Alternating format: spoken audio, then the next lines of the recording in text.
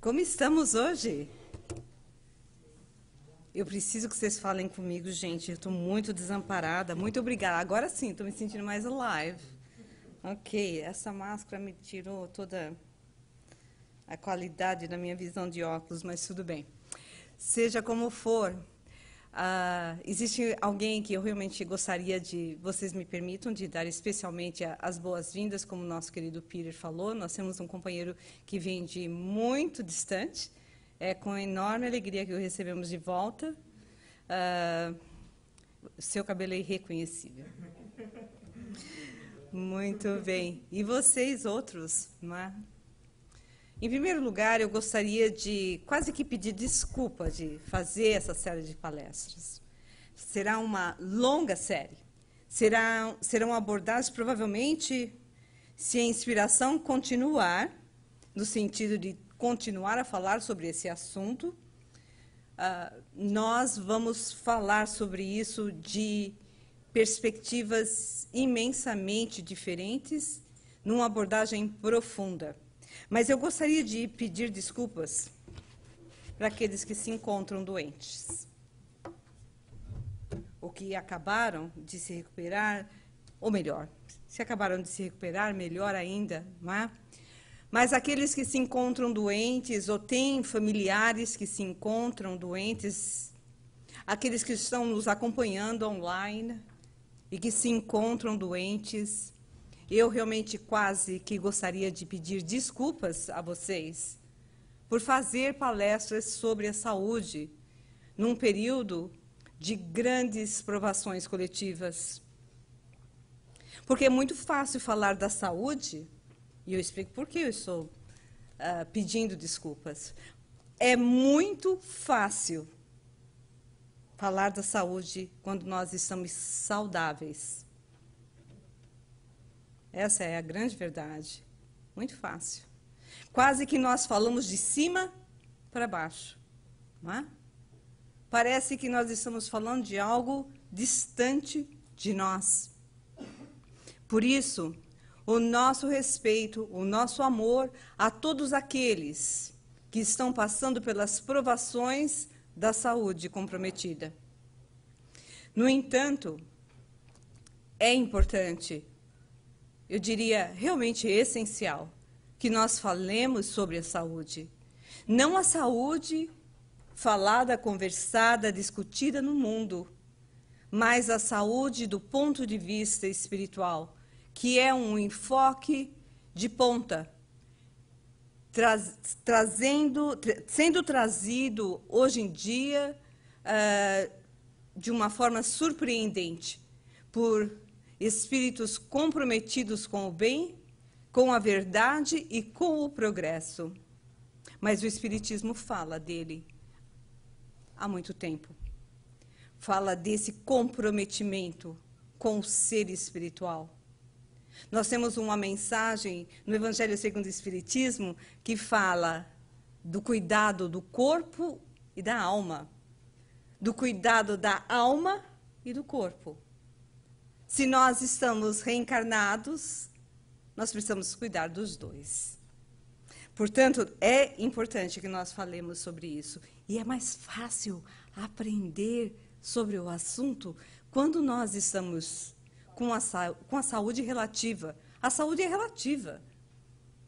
Porque ninguém fica saudável o tempo todo. Nós passamos por períodos de doenças simples até enfermidades complexas. Mas é preciso que nós falemos sobre o assunto. Porque, sobretudo na civilização ocidental, a postura em relação à saúde é de combate à doença. São investidos milhares de milhões de dólares no combate à doença e muito pouco na prevenção dela. Certo? Haja vista o número de empresas farmacêuticas, a imensidade dos remédios, do número de remédios, as inúmeras especialidades médicas cada dia mais se bifurcando, se trifurcando. Isso sem falar dos seguros de saúde, dos hospitais high-tech e a mais nova inovação, a inovação só pode ser mais nova, não é? A mais recente inovação dos comerciais farmacêuticos. Olha, você talvez tenha essa doença. Consulte seu médico. Nossa, mas eu nunca tinha nem pensado nessa doença. Essa doença existe? Pois é, consulte seu médico.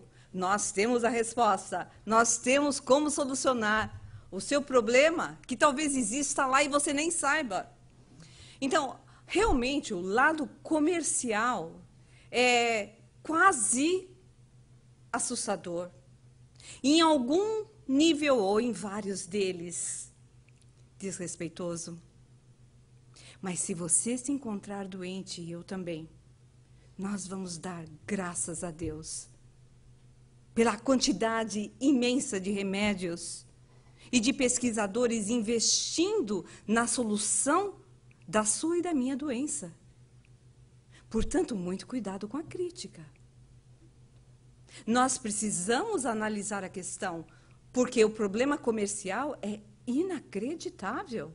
A questão farmacêutica é real. O investimento no medo e na ansiedade é um produto de marketing de ponta das empresas farmacêuticas.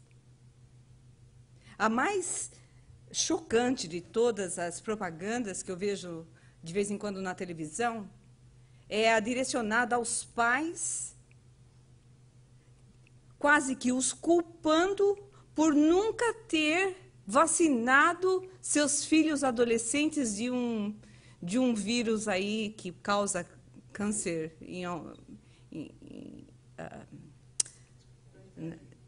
como chama? É o HPV, né? Que causa câncer na área sexual, não é? De reprodução, é isso? Ok.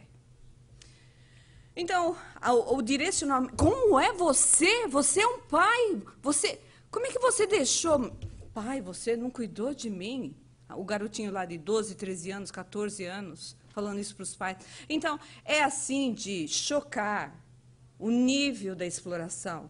No entanto, nós precisamos ver sob o ponto de vista de que toda essa exploração, como todo o mal na Terra, tem o seu lado abençoado e bendito. Porque se você estiver doente, você vai agradecer a última pesquisa sobre o câncer.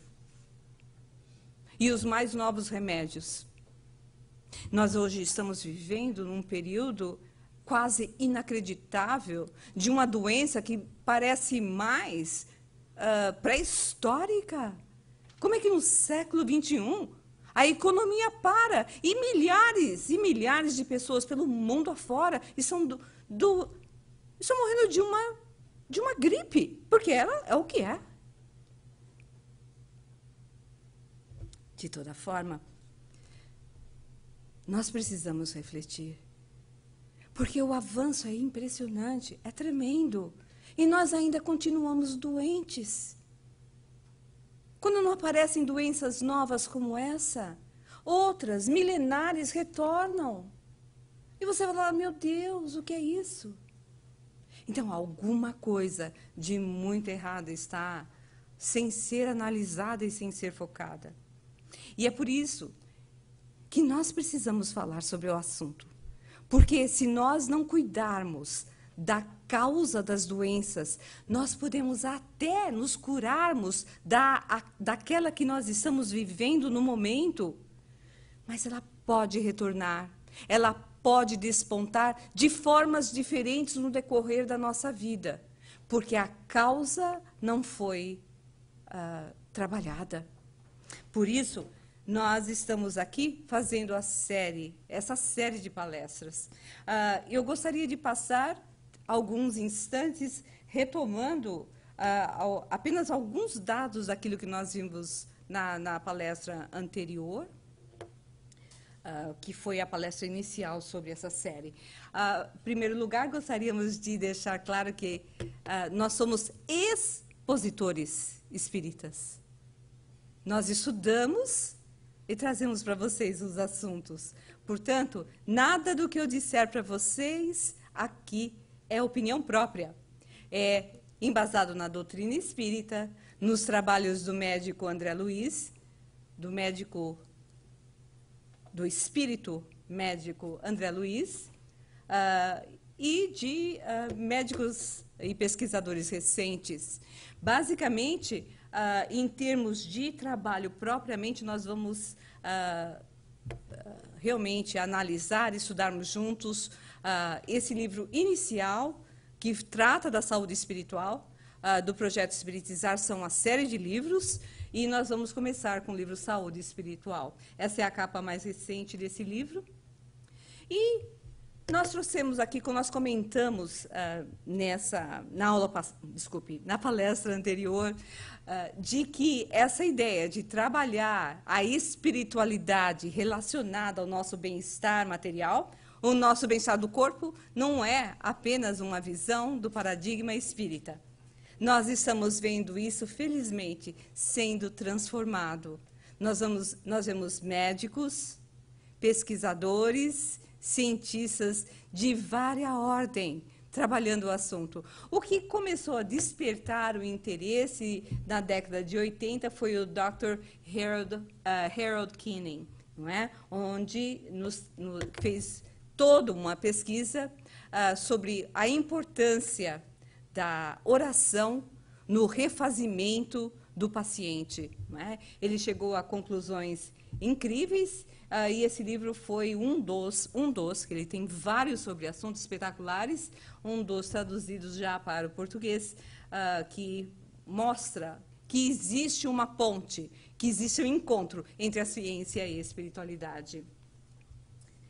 Muito bem, o elemento essencial para o fortalecimento imunológico ainda não foi explorado o suficiente, mas ele afirma: o elemento essencial para o fortalecimento do seu sistema imune é a espiritualidade.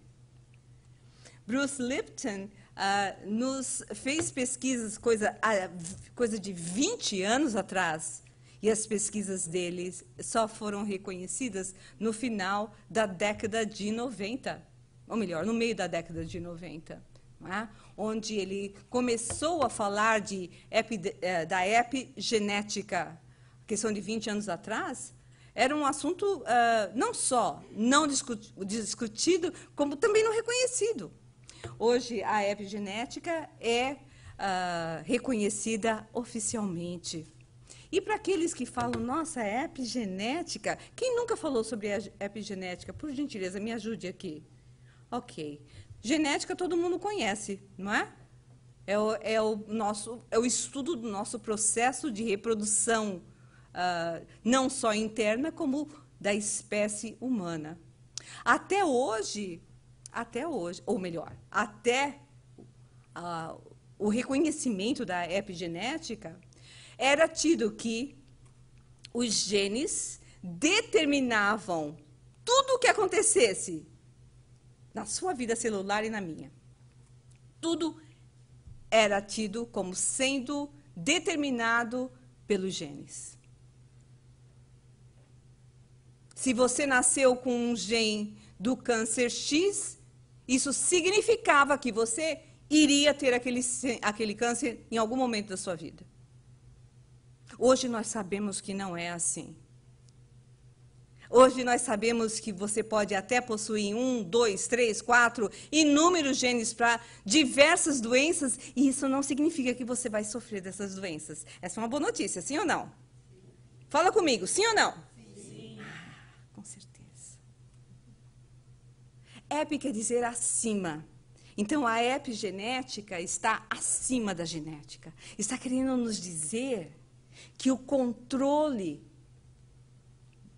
dos genes, na realidade, não está... que o controle da expressão dos genes não está necessariamente determinado pelo código genético. E sim pelos fatores ambientais, internos e externos. Como a sua mente interpretar os fatores externos e internos, você terá a possível e provável alteração da expressão genética. Ou seja, se você, em outras palavras, simplificando, se você nasceu com um determinado gene para uma doença X, esse gene poderá ou não ser ativado dependendo do seu estilo de vida e ao que você estiver exposto e à sua maneira de viver. Gente, o que é isso? A sua maneira de viver. O seu estilo de vida pode determinar a expressão de um gene. Isso parece coisa paranormal, quase. Extraterrestre. Não, não é, mas é daqui mesmo, é desse mundo mesmo. E para vocês acharem, nossa, isso aí são pesquisas, não. Isso já foi provado e é oficialmente reconhecido. Oficialmente reconhecido. Os Institutos Nacionais de Saúde dos Estados Unidos, vocês veem, isso aqui é todo um bloco, é uma cidade. Okay? O NIH, que estudam todos os tipos de doença, por auxílio e com a bênção do governo. Em 2008,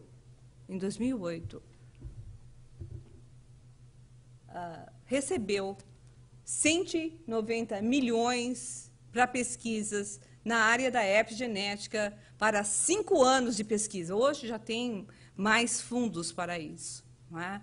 Mas reconhecido pelo Centro Médico da Universidade de Duke University, não é? University Medical Center, um dos seus representantes, Dr. Randy Jurdal, said, epigenetics may ultimately turn out to have a greater role in disease than genetics. Isso parece mais espiritismo. A epigenética pode vir a ter. As pesquisas estavam sendo feitas na época. Hoje nós já sabemos, 12 anos depois, o quanto isso é verdadeiro. Que a epigenética, o controle externo, o controle ambiental dos fatores internos e externos sob a interpretação da sua mente, pode ou não vir a determinar o papel genético em determinadas doenças, ou em quase todas elas, nós ainda estamos pesquisando isso. Isso, na realidade, é o que nos disse André Luiz há exatamente 75 anos atrás. As afirmações de André Luiz foram confirmadas pela ciência do século XXI. Do final do século XX, a partir da década de 90 e certamente hoje. Essas confirmações científicas de André Luiz é a prova inquestionável da mediunidade de Chico Xavier. Existem trabalhos das associações médico-espíritas brasileiras que trouxeram todas as revelações, porque eram revelações na época, não eram conhecidas, questionadas pelos médicos da época, que são feitos estudos sobre o que não era aceito e o que foi descoberto, onde Chico Xavier, com um 4º ano primário, fez revelações na área da medicina, na área da ciência, comprovadas quase um século mais tarde. Isso é fascinante. E uma das boas notícias que nós aprendemos com André Luiz é exatamente isso, o poder da epigenética na sua vida. Você pode até vir com uma carga genética provacional de determinada doença como reflexo da desarmonia do seu e do meu perispírito. Mas essa doença pode vir a se expressar num nível mais suave ou mais agravado, dependendo da sua maneira de viver, de pensar, de sentir. Portanto, ele nos dá aqui um exemplo incrível no livro Missionários da Luz, que é um livro fascinante, fascinante, que conta, né, que descreve que esse rapaz desenvolveu câncer na época de em torno dos 40 anos, em função das lesões desenvolvidas de um assassinato que ele tinha cometido não sei se exatamente na vida anterior ou em vidas anteriores, mas o estado de culpa, a consciência de culpa, foi mais danoso ainda do que o ato em si, porque ele não conseguia se livrar daquilo, aquilo acabou afetando o seu perispírito, e ele pediu como prova, ele estava pronto de passar pela prova para se livrar, para lavar o espírito, para limpar o seu perispírito das chagas espirituais, e ele pediu para que ele viesse com os genes de determinado de câncer no estômago, que podem, eu não lembro bem da história, que foram ou não ativados em determinados níveis. Isso significa, pergunto para vocês, isso significa que ele não vai procurar se tratar? Nossa, mas é uma aprovação, na realidade, uma expiação. Por quê? Por que tratar? Ele tem um mal espiritual, a doença está vindo. Por que não simplesmente passar por ela sem lamentação? Ou simplesmente aguentar firme? Drive through it. Por que se tratar, se é uma expiação? Pergunto para vocês. O que vocês acham? Por que tratar da doença, se ela é uma expiação ou uma provação? Qual é a diferença de expiação e provação? A expiação, na realidade, é um débito que você traz com a contabilidade do bem divino, do universo. Enquanto você não sanar aquele débito, você não pagar aquele débito, igual essa é a relação que a gente usa com relação à contabilidade, se você não atravessar por aquele problema que você causou para outros, experimentar o mal que você fez, em algum nível ou em muitos deles, você não se livra do débito. Ou seja, se você não paga a conta, você não se livra da conta. Essa é a ideia.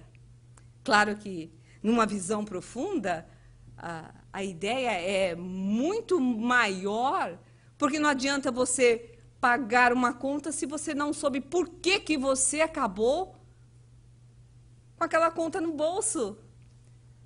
Ou seja, se nós não aprendemos por que erramos, você pode até pagar o débito.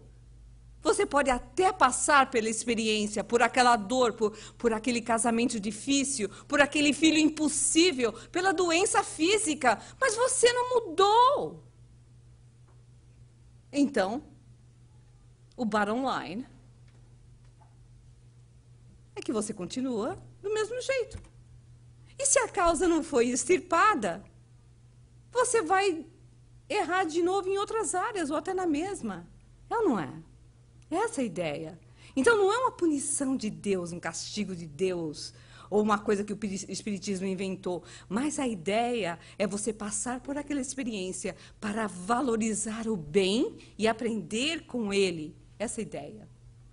Mas por que nós podemos e devemos tratar das nossas doenças? Alguém pode me dar uma resposta com máscara ou sem máscara, por favor?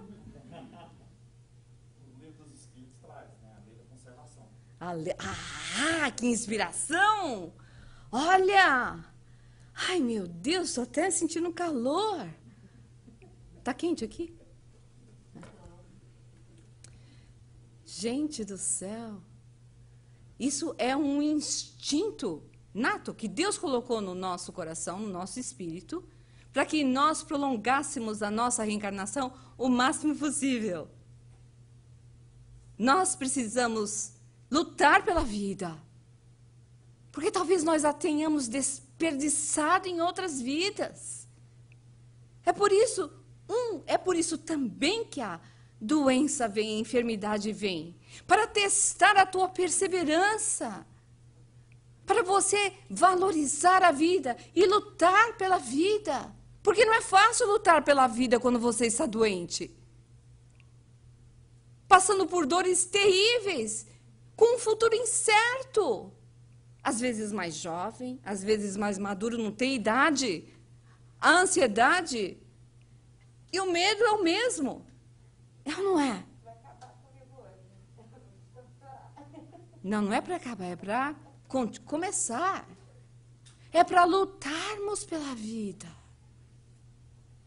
Todos nós viemos para esse mundo com uma missão.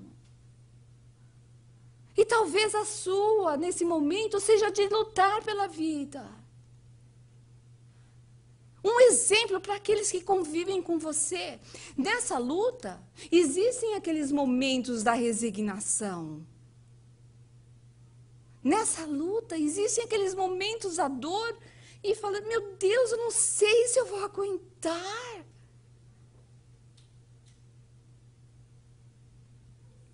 Mas continue, porque você não está só. Esse realmente é um novo paradigma que vê o ser humano, o corpo, não mais como uma máquina.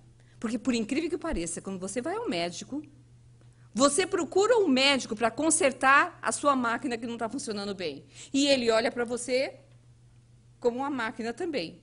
Essa é uma visão mecanicista do tempo de Newton, 5 séculos atrás. Os médicos ainda têm essa visão, que está mudando, felizmente, esse novo paradigma. Porque o progresso não para. Por mais prevenção que cientistas materialistas tenham em relação a essa visão, eles serão consumidos pelas evidências reais de que a sua psique, o seu sistema neurológico e endocrinológico vai determinar o seu nível de imunidade e, portanto, a sua capacidade de lutar fisicamente contra as doenças. Portanto, o paradigma não é mais mecanicista. Nós estamos entrando no domínio do espírito. Hoje, afirmar para você e para mim que os pensamentos, quando negativos ou positivos, podem realmente determinar a nossa biologia. Existem pesquisas em cima disso. Pesquisas com duplo, com triplo cego. Com placebo, com sem placebo. Aliás, o efeito placebo é a prova do poder do espírito. Porque se você dá uma pílula de açúcar para alguém e ela acredita, essa pessoa acredita que aquela pílula de açúcar vai melhorar, e ela melhora, isso é uma das evidências mais incríveis do poder da mente. Agora, falar em tudo isso, falar no poder da física quântica, desses novos paradigmas, quando você está doente, você está passando pela enfermidade. Você fala, eu estou usando tudo isso, já faz há meses, não vejo mudança nenhuma. É aí onde entra o espiritismo. Nós, às vezes, estamos passando por problemas que nós passamos, na realidade, séculos construindo, e queremos que eles desapareçam em alguns anos. Então, mesmo a pessoa se utilizando dessa nova maneira de sentir, de pensar e de viver, mesmo que ela desencarne, ela está no caminho da saúde espiritual. É uma visão diferente. Não é a que nós queremos ouvir. Mas, às vezes, quando nós oramos por alguém, sobretudo quando as pessoas têm uma fé mais determinista, aquela fé cega. Não, eu orei, se eu tiver fé suficiente, o meu parente vai melhorar, ou eu vou melhorar. E a pessoa desencarna, você fala, então isso nada disso funciona. Quem disse?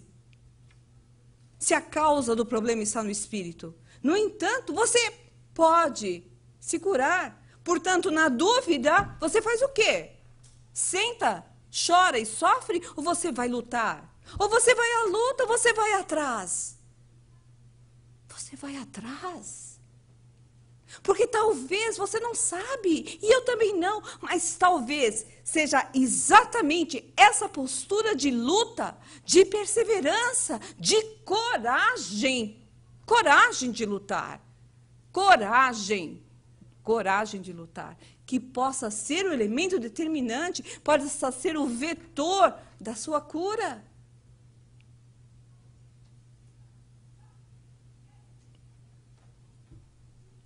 Doutora Marlene Nobre, que recentemente nós comemoramos a sua passagem, ela disse: no paradigma, na maneira de pensar, no conceito médico espírita, o ser humano é um conjunto complexo, constituído de corpo físico, corpos sutis, porque o perispírito tem vários corpos, várias camadas, e almas, constituído de corpo físico, corpos sutis e almas. A prioridade, no entanto, na direção desse conjunto é a da alma. Compete, pois, ao espírito imortal a construção de seu destino terreno e, consequentemente, da manutenção da própria saúde.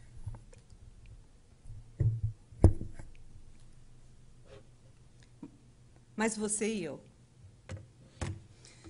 Vocês estão aguentando a palestra? Vocês estão aguentando? Vocês estão comigo? Sim ou não? Pergunta para a pessoa ao seu lado. Com máscara ou sem máscara? Você está firme? Pergunta para a pessoa.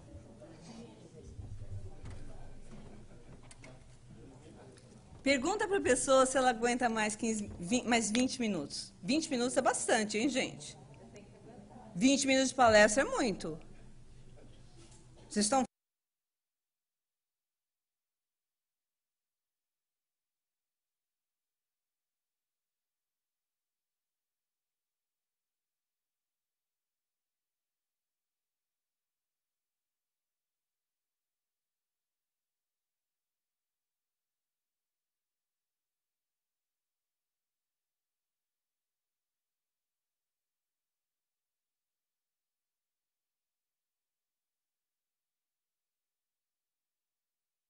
Alírio Cerqueira Filho faz um livro de saúde espiritual.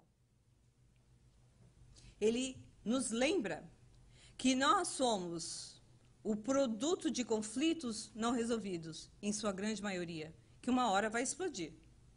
Portanto, na visão transpessoal, a doença, a enfermidade é sempre um sinal de que alguma coisa não vai bem.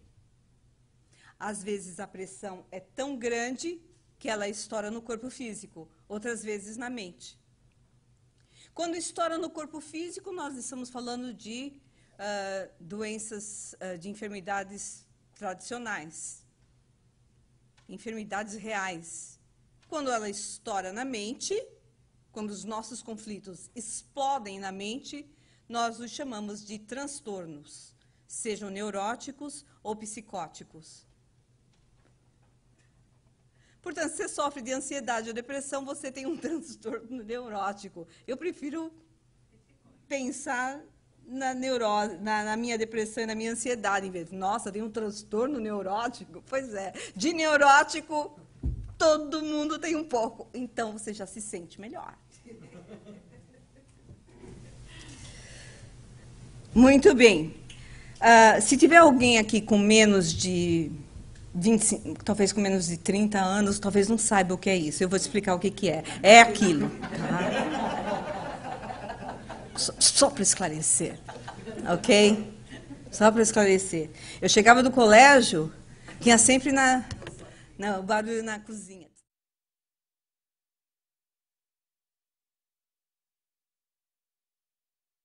A depressão quando casei, nunca usei. Eu sempre achava que aquilo ali podia explodir a qualquer momento. Nunca explodiu na minha casa, que eu saiba, na casa de ninguém. No entanto, eu sempre achei ela... Explode, né? Explode. Explode, você vai direto ou para o inferno, ou para o inferno. Não vai para o céu, vai para o plano espiritual. Ou direto para o hospital. Só faz sujeira? Ah, se você não estiver bem pertinho dela, né? Ela tem uma válvula que abre. espirra para lá. E se você estiver perto, aquele conteúdo efervescente não faz nada para você. É o pior é o teto? Você não sai com queimadura de 3º grau. Não, tá bom. Não. Veja, gente, com isso não vai acontecer nunca. Porque hoje nós estamos no século XXI, ok? O século XXI. Mas, se nós buscamos a saúde espiritual, é preciso realmente a gente desenvolver todo um movimento em relação a essa saúde. Né? E é isso que a gente quer discutir. Porque se algo está errado com você e comigo, vai acabar explodindo de algum jeito. E se você fizer de conta que não existe, porque existem conflitos que você não sabe nem que existe. Essa é a pior de todas as situações. Mas existem aqueles que você já sabe que estão lá, e você faz de conta que eles não estão lá. Eles vão explodir de um jeito ou de outro. Ou é numa úlcera, no estômago, ou é em neuropatias, a pessoa fica dormente, o corpo inteiro, sentindo dores, fibromialgias. Olha, a infinidade de doenças psicossomáticas, a lista é enorme. A lista é enorme, porque acaba explodindo. Né? Se não houver um equilíbrio entre a mente, o corpo, e a alma, e o espírito, você vai, eventualmente, manifestar esse desequilíbrio de alguma forma. E isso é a doença. Segundo a visão espírita, na realidade, a doença nunca está necessariamente no corpo. A lesão, o vácuo que favorece o espaço, o tecido que favorece, o tecido doente está na alma. Está no corpo da alma, que nós chamamos de perispírito. Portanto, nós precisamos falar da causa da cura. Que se você estiver doente, nós já discutimos, sua obrigação é procurar o mecânico do corpo, que é o médico. Nunca chame o seu médico de mecânico. E se você disser que fui eu vou negar, ok? Portanto, o nosso perispírito, segundo André Luiz, diz que, assim como o corpo físico pode ingerir alimentos venenosos, certo? Venenosos. Que lhe intoxicam os tecidos. Também o organismo perispiritual absorve elementos que lhe degradam, com reflexos sobre as células materiais. Portanto, quem leva o primeiro choque, o primeiro ataque, na realidade, o nível de intoxicação é o tecido da sua alma. Depois o tecido do corpo adoece. Ou as funções desequilibram, não funcionam com a harmonia devida. Portanto, essa é a visão do wellness, né, do autocuidado, a visão holística. Né? Nós hoje vemos a saúde. Felizmente, esse é o grande passo da nova era, não é? Como produto de um todo harmônico, uma harmonia entre a alma, o corpo, a mente, o espírito. Então, qual o caminho para a saúde espiritual? Nós vamos fazer aqui uma abordagem transpessoal, como nós dizemos. E o Dr. Alírio promove e nos convida a pensar nos 3 cultivares. Nós vamos trabalhar apenas um desses cultivares hoje. E o primeiro deles é o sentimento de aprendiz. O segundo é o cumprimento do nosso dever consciencial. E o terceiro é uma profunda gratidão a Deus. Esses 3 cultivares são os primeiros elementos do restabelecimento da nossa saúde espiritual. Serão exercícios que nós vamos fazer e propostos por ele no livro, a nível meditativo, para nós utilizarmos os 3 cultivares. Nós vamos primeiro reconhecer esse sentimento. Não é? Você e eu precisamos nos ver como aprendizes da vida. Porque é o que nós somos. quantos das nossas desarmonias, dos nossos conflitos, são promovidos pelos sentimentos de culpa? Apenas para citar um exemplo. De não nos reconhecermos imperfeitos e passíveis de errar. Existe a pessoa que se culpa muito e aquela que se desculpa demais, certo? A culpa e a desculpa. O caminho é o meio. É saber que você vai errar e eu também. Porque nós somos aprendizes da vida. E essa é a base da nossa comunhão com Deus. Não é? Nós fomos criados, a nossa missão é nós sairmos do estado de ignorância, do estado de simplicidade, da falta de conhecimento que fomos criados, que possuímos quando criados por Deus. Nós fomos criados simples e ignorantes. Né? Nos diz aí, Kardec, numa dos seus famosos questionamentos aos imortais, nos diz, uns espíritos foram criados bons e outros maus. Porque está cheio de gente má nesse mundo. Está cheio de gente boa também, graças a Deus, não é? Nós dizemos. Mas Deus criou a criatura boa ou a criatura má? Você se considera bom ou má? Pergunta para a pessoa ao seu lado. Você se considera bonzinho ou mauzinho?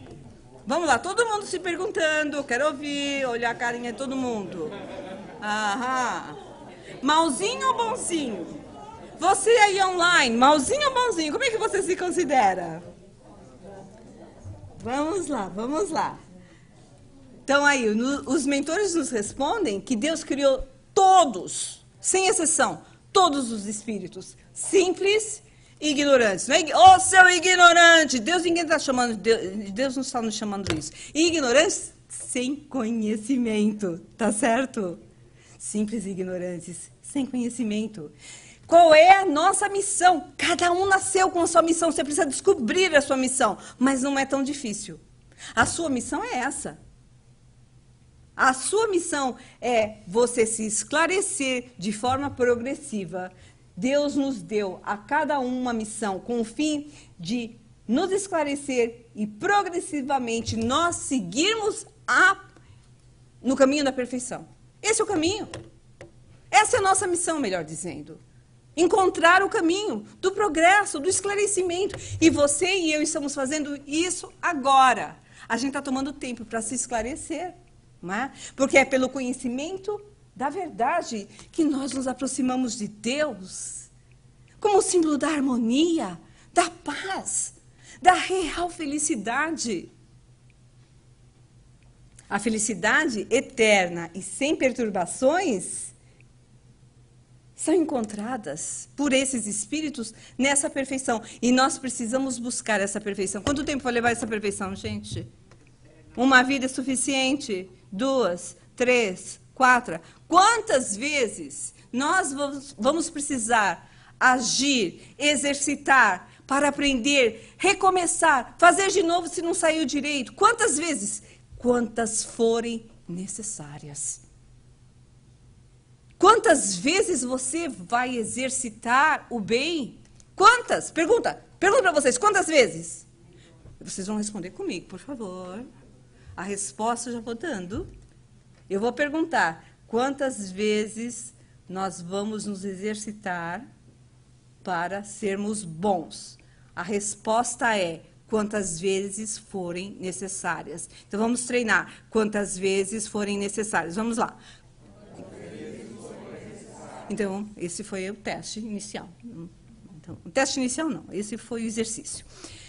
Então, quantas vezes nós vamos precisar nos exercitarmos para melhorar? Ai, que coro mais sem graça! Aliás, esse lado aqui estava 10 vezes melhor. O que aconteceu com esse lado? Não exercita nada, pelo jeito. Nada. Deixa eu ver. Não, eu já sei o que é. Aqui deve ter mais menina mais inteligente, ó. É que tá faltando 2 pessoas, né? Ah, tá faltando 2 pessoas? Não, tá cheio de homem ali. Tá, aliás, tem mais homem aqui. Meninas, não me decepcionem. Vamos fazer de novo? Vamos fazer. Então vamos lá. Quantas vezes nós vamos precisar nos exercitar para sermos melhores. Yes, yes, yes, yes, yes. E se você cansar? E se você cansar? Ele disse, vinde a mim. E se você já estiver cansado? Ele disse, vinde a mim.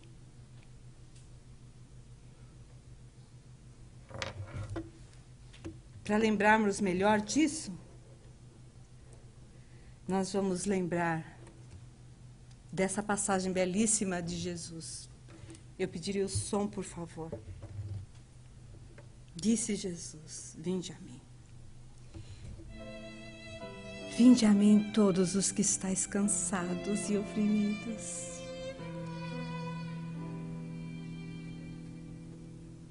Que eu hei de aliviar-vos. Tomai sobre vós o meu jugo e aprendei de mim. Aprendei de mim, porque eu sou humilde. Está aqui. Aprendei de mim, que sou manso, que sou humilde de coração. Encontrarei descanso para a vossa alma. O meu jugo é suave. O meu fardo é leve. E nós vamos buscar entender esse vinde a mim. Esse vinde a mim é quase imperativo. Vinde a mim é quase uma ordem de amor. Por que o vinde a mim? Porque Jesus é a representação do amor. Vinde a mim, eu que sou o amor. Eu sou o modelo perfeito, mais perfeito do amor. Vinde a mim. Esse é um conceito que difere da proposta salvacionista das religiões cristãs tradicionais, que nos dizem, se você aceitar Jesus, se você for a Ele, você já está salvo e liberto das suas dores. Não é essa a proposta aqui. Nós entendemos de forma diferente. Vinde ao meu amor. Eu sou a fonte das águas vivas. Eu sou capaz de saciar a sua sede. E nós continuamos a buscar, a saciar a nossa sede nas águas salgadas do mundo. Quanto mais você beber a água salgada, mais sede você vai ter. As coisas do mundo não te satisfazem. Elas te fazem querer mais e mais e mais delas. Vocês aguentam mais 10 minutos? Porque é o que nós precisamos. Eu tenho certeza que sim. Digam que sim. Sim. Ele diz, tomai sobre vós o meu jugo. O jugo, gente, precisa ser compreendido, ok? Não sei se dá para vocês verem o contraste. Vocês estão vendo esse pedaço de madeira aqui, entre esses dois bois? Ou essas duas? Eu não sei o que é a diferença de boi e vaca, não sei. Mas tem chifre, para mim, é boi. Parece. De toda forma, esses são os nossos irmãos, aparentemente inferiores a nível de inteligência, mas a mola mestra, né? Através das civilizações. Como eles ainda não têm o poder e a capacidade de raciocinar, eles precisam ser dirigidos. Então, esse jugo, essa madeira aqui, aprumava os dois bois juntos, os dois animais juntos, e dava direção a eles. Se Jesus estivesse hoje, no século 21, ele diria, tomai sobre vocês... Sobre o quê? A direção eletrônica da vida. Alguma coisa que nos dê direção. O wheel do seu carro. Não é? Ele ia dar outro nome. Eu sou o seu... Como é que fala? O seu GPS. Melhor ainda. O GPS te dá uma direção, mas eu prefiro a direção do carro. Porque você está sob o controle da direção. Ele está dizendo, eu sou essa direção. Tomai, dá a direção da sua vida para mim. Eu tenho esse poder de conduzir bem.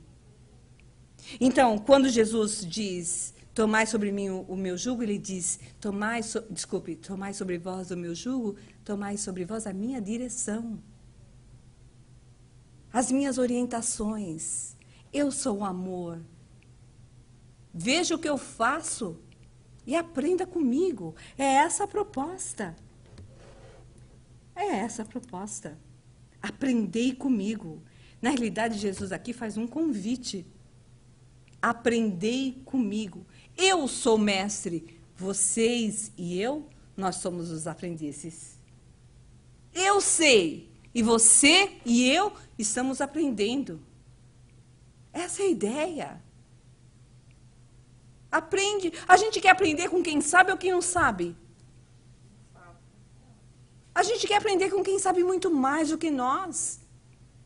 Mas nós continuamos a querer aprender com aqueles que estão experimentando. E nós esquecemos que nesse processo de aprendizado, nós vamos cometer erros. É a mesma coisa, Jesus como sendo aquele escultor maior, nos ensinando a fazer uma escultura,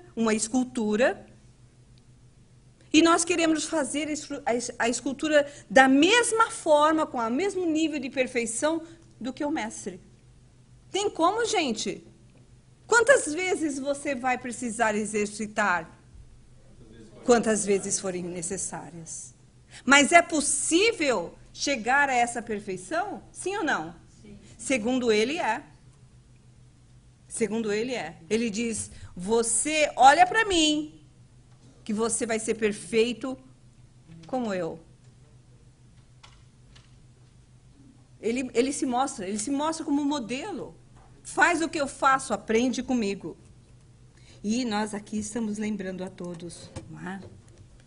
Nós vamos que a maioria de nós desiste no meio do caminho. A maioria de nós realmente não persevera. São realmente poucos os que permanecem perseverantes até se tornarem mestres escultores. Essa conversa na sala de palestra está me distraindo. A culpa é de quem? É de quem silenciou. Essa parte será editada na palestra. Culpa de ninguém, a gente está tentando se libertar do sentimento de culpa, certo? Mas depois eu faço ele se sentir bem culpado, não tem importância. Eu vou ter uma conversa tete-a-tete com ele. A maioria desiste do meio do caminho, mas você vai desistir, sim ou não? Não, a gente vai continuar, não é? A gente vai continuar, porque à medida que nós aprendemos, nós vamos internalizando o amor, a mansidão, o equilíbrio e a humildade de Jesus. E aqueles que ainda compreendem humildade como sendo subserviência, como sendo fraqueza, não sabe de nada. Porque humildade é o poder controlado. É o poder controlado. Você tem a capacidade de acabar com uma pessoa com meia dúzia de palavras e você não faz isso.